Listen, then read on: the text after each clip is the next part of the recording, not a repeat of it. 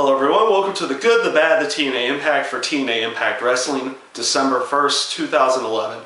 And all in all, I felt like the show was well put together and everything seemed a mishmash, and storylines continued to further, and maybe some new storylines here for the near future. You started off the show with Sting coming out, getting Bobby Roode out there, and talking about AJ and what he did to AJ and Jeff Hardy. That brought out both of them, and eventually just led into a three-way dance later that night or not for anything, just the three-way dance between the three of them. Once again, this is good for the aspect of building the storyline towards AJ Styles and Bobby Roode for the Iron Man match at the pay-per-view, and then maybe potentially another feud coming up in the near future for Bobby Roode and Jeff Hardy. So all in all, that worked out extremely well. That's one of the good points, and that's how I'm gonna do this. I'm gonna do good and the bad, and then whatever else I think. So another good point for the night. Honestly, I do like somewhat where the Knockouts division is going. You have Mickie James being the completely serious, and most of the other wrestlers being completely serious about what they want to do. They just want to wrestle. That's all they want. That's all the Knockouts want to do there. They just want to wrestle in front of the crowd. But you have Karen working the angle where she's trying to embarrass all the other Knockouts except for, of course, her favorites with Gail Kim and Madison Rayne. So they had most of the Knockouts washing cars in bikinis that night. So that was, I like the storyline because it's going to eventually go to a point, in my view, where either all these Knockouts are going to get their revenge on Karen, or it'll get Karen off of TV where they throw an angle where she gets fired or something like that. But I like the fact that they are using stuff that in the Knockouts' minds, they don't want to do this. They're going to get their revenge for Karen forcing them forcing them to do stuff they don't necessarily want to do while they're in TNA. And you have people, of course, like Tara, who feels like, you know, she left one company because of this, should come over here just to wrestle, and now she's doing it again. So hopefully we'll see a further building of the storylines between those Knockouts and Karen, and of course Mickie James and Gail Kim going into the pay-per-view. And you also had Mickie James in a good street fight with ODB that night, but it was extremely well done, and that's pretty much all I have to say about the match. It was an extremely good match for their performances. I'm trying to. Another good aspect for not for the pay-per-view, that's going to be in a few weeks here, but for Impact was RVD and Robbie E. It was for the television title, and if anybody remembers what the television title in WCW or even ECW meant, it wasn't necessarily always put into a storyline. It was put on somebody to get them on TV every week and defend the title. And which would not necessarily being in a full-fledged storyline, though you had somewhat of the continuing of him and Eric Young there, going there.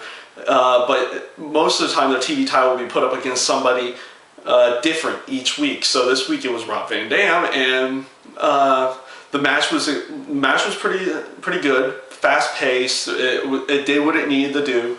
It continued the storyline with Robbie E. and Eric Young, also putting over Robbie E. a little bit more because he got a pinfall over RVD due to the distractions and everything. And then Christopher Daniels coming out and screwing over RVD, which also continues their storyline, which is obviously going to go into the pay-per-view as well. So that was pretty much the good points that I had for the night.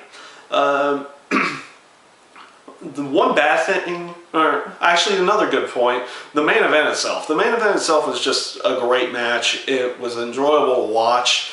Of course you had Jeff Jarrett. Of course you have Jeff Hardy, not Jeff Jarrett, but Jeff Hardy, but also Jeff Jarrett's continuing storyline where they met up in the back. Jeff Jarrett started arguing with Jeff because he got in a main event and everything, and he doesn't feel like he deserves it. And then of course Bobby Roode and AJ Styles going into the pay-per-view. The match itself is extremely enjoyable and great to watch. Now I'll go on to my one bad point for the show, and I really do feel it falls under the bad area. It's with the whole tag team division at this point in time. You had a number one contenders match, triple threat number one contenders match. The winners get a title shot the next week. Honestly, it doesn't really give enough time to build storyline for this, and honestly, I still feel like they possibly have a possible storyline with Mexican America and Crimson and Matt Morgan. They had Pope D'Angelo Dinero and Devon win the match, so they get the title shots the next week. So, like I said, it doesn't really give enough time to really build a story between the two of them, or between the two teams, and it feels like the tag team division and the tag team titles are just kind of up in limbo right now. Then again, they're trying to put this storyline together with Matt Morgan and Crimson, and they have them with the tag titles, and they're also having a little budding rivalry of their own. So it seems like those titles are up in limbo at this time, and then again, tag team division has been up in limbo for quite some time now, and hopefully they'll actually go with a storyline. Like, if they want Pope and Devon to go for the tag team titles, hopefully this will continue for more than just next week. It'll hopefully continue into further time periods. The one last closing moment, so I don't forget it, because I almost did in the whole talking. The James Storm Kurt Angle feud. And what they did was it was a great way to do it this week, because they're playing the angle that James Storm isn't clear to wrestle yet. So he's not in the arena.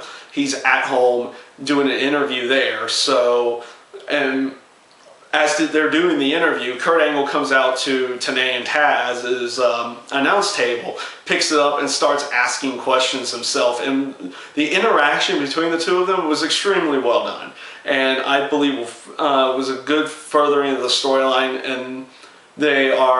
And of course, Kurt Angle challenging James Storm to come back next week, and then they can get this whole pay-per-view match set up between the two of them. And of course, Storm's going to say he's going to be there. He might not be cleared, but he's going to be there. And all in all, the interactions between James Storm and Kurt Angle were extremely well done, and I feel like this is actually a good way of getting James Storm to stay in a main event type spot without it being for the title or being in the actual main event.